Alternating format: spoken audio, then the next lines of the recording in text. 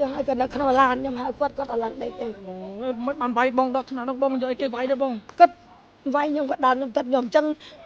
nhom ắt một lực tìm mùi lực tìm bi nhom ắt một bàn tay lần nhom lấy trộm hơi còn nhom lấy khoan đã này lấy ắt khoan đã ប្រមាណដងហើយបងវាយប្រមាណដង 3 ដងហើយ 3 ដងហើយបាទដោយសារពាក្យថាបារម្ភពីប្តីណាបាទអត់ឲ្យប្តីទៅរើស៊ីគាត់ឲ្យប្តីនៅផ្ទះដោយសារប្តីស្វឹងដល់ពេលប្តីក៏ខឹងចិត្តក៏វាយប្រពន្ធនឹងយ៉ាងដំណំដល់ប្រិមត្តឡើងកុហកស្រីម្នាក់ដោយសារតែបារម្ភពីប្តីឃើញប្តីស្វឹងប្តីចង់ចាញ់ទៅរត់តាក់ស៊ីប្រពន្ធខាត់មិនឲ្យប្តីទៅឃើញប្តីស្វឹងហៅប្តីឲ្យឡើងមកសម្រាប់ចាំស្អែកចាំទៅរត់បន្តតែមានអីក៏ទាស់ពាក្យសម្ដីគ្នាបណ្ដាលឲ្យវាយប្រពន្ធដែលជាប្រពន្ធ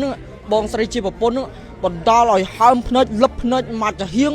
យ៉ាងដំណំតែម្ដងបាទប្រិមិត្តបើយើងមិនដឹងថាចំនួនឲ្យដោយសារមកពីកតាអីរឿងអីទេបានឈានទៅដល់ការប្រើប្រាស់ហិង្សាបែបនេះបណ្ដាលឲ្យបងស្រីដែលជាប្រពន្ធនឹងគឺថារងរបួសយ៉ាងដំណំតែម្ដងបាទប្រិមិត្តអូបងប្អូនឲ្យឡើងប៉ោងភ្នែកបាត់ហើយណាគាត់វាយខ្ញុំ3 ដងហើយបងបាយធ្វើឲ្យខុសទេខ្ញុំមិនthấyខុសទេខ្ញុំជាមេការនៅក្រៅខេត្តតៃស៊ីងអូបន្ទាប់មកឲ្យគាត់កក់ភ្ញៀវតែភ្ញៀវរបស់គាត់ហ្នឹងគាត់មកគាត់ផេលុយអត់គ្រប់ទេនៅខ្លះអស់250នៅសល់200គាត់នៅសល់50គាត់ផេទៅ200បងយល់អត់បាទតែខ្ញុំអត់និយាយដែរពេលដែលគាត់មកទើខ្ញុំហៅគាត់ទៅដេកគាត់ថាអត់ដេកទេគាត់ត្រូវការរត់តាក់ស៊ីខ្ញុំថាអត់មានច្បាប់ចរាចរណ៍ណាគេឲ្យអ្នកសម្រាប់រត់តាក់ស៊ីតែខ្ញុំបបួលគាត់ទៅដេកតែគាត់អត់ឡើងដេកបងយល់អត់គាត់អត់ឡើងដេកគាត់ចង់រត់តាក់ស៊ីខ្ញុំថាបាច់រត់តាក់ស៊ីទេបើបងឯងស្មឹងពេលឡើងទៅដេកគាត់អត់ព្រមដេកគាត់វាយខ្ញុំកំពុងស្អែកអញ្ចឹងណាចាបងគាត់ចង់រត់តាក់ស៊ីចឹងថាកំហឹងហ្នឹងពេលដែលបងធ្វើការចប់បងមកដេកហើយក៏ចង់ហៅគាត់មកដេកដែរគាត់មិនព្រមគាត់ចង់ទៅរត់តាក់ស៊ីគាត់មកដល់ផ្ទះហើយគាត់នៅក្នុងឡានខ្ញុំហៅគាត់អត់ឡើងដេកទេមិនបានវាយបងដល់ឆ្នាំនោះបងនិយាយគេវាយទៅបងគាត់វាយខ្ញុំគាត់ដើរខ្ញុំទឹកខ្ញុំអញ្ចឹងខ្ញុំអត់ធ្មត់លើកទី1លើកទី2ខ្ញុំអត់ធ្មត់បានតែឥឡូវខ្ញុំលេខទ្រាំហើយក៏ខ្ញុំលេខខ្វាន់ណានេះលេខអត់ខ្វាន់ណាប្រមាណដងហើយបងវាយប្រមាណដង3 ដងហើយ3 ដងហើយខ្លួនអញ្ចឹងបងណាវាយខ្ញុំកាលមុនឈាមតិចតែខ្ញុំអត់ដែលប្រាប់អ្នកណាឬក៏ប្រាប់បងប្អូនខ្ញុំមិនណាបងចាស្លាញ់ប្តីលបហងដើម្បីប្តីអស់ហើយតែឥឡូវខ្ញុំលេងទ្រាំគឺខ្ញុំលេខខ្មាស់អ្នកណាដែរឲ្យសារព័ត៌មានឃើញចង់ឲ្យអ្នកស្រុកភូមិខ្ញុំឃើញចង់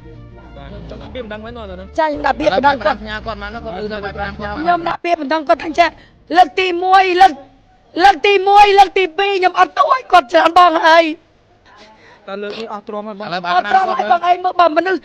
មិនណាគាត់ថាស្រឡាញ់ខ្ញុំស្រឡាញ់មនុស្សតែស្រឡាញ់អញ្ចឹងដាក់គ្នាមែនខ្ញុំឲ្យគាត់ទៅដេក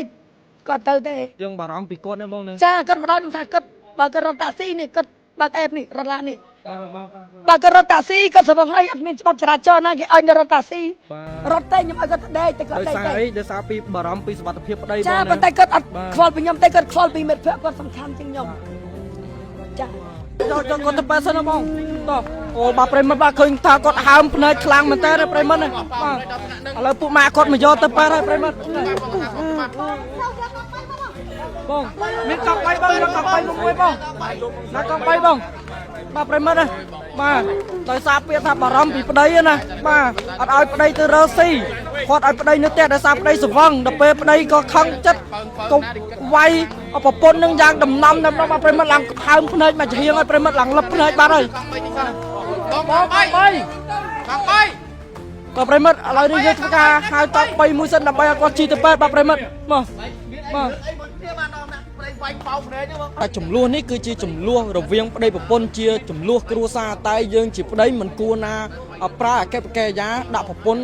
បើវាយប្រពន្ធយ៉ាងដំណំបណ្ដាលឲ្យប្រពន្ធនឹងហើមភ្នែកមកចំហៀងរងរបួសហើយដោយបញ្ជាក់បងស្រីខាងលើចឹងគឺថាអវ័យនេះគឺមិនមែន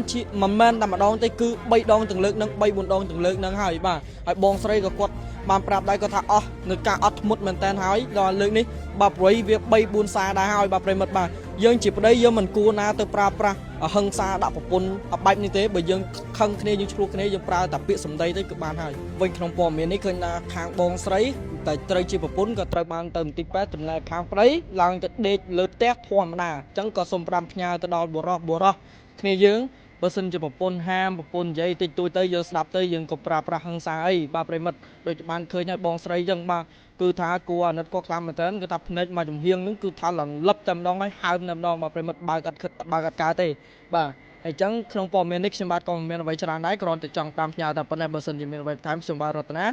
រួមទាំងក្រុមការងារនឹងអាប់ដេតជូនបងប្អូននៅជាបន្តផងដែរបាទសូមអរគុណនិងសូមគោរពលា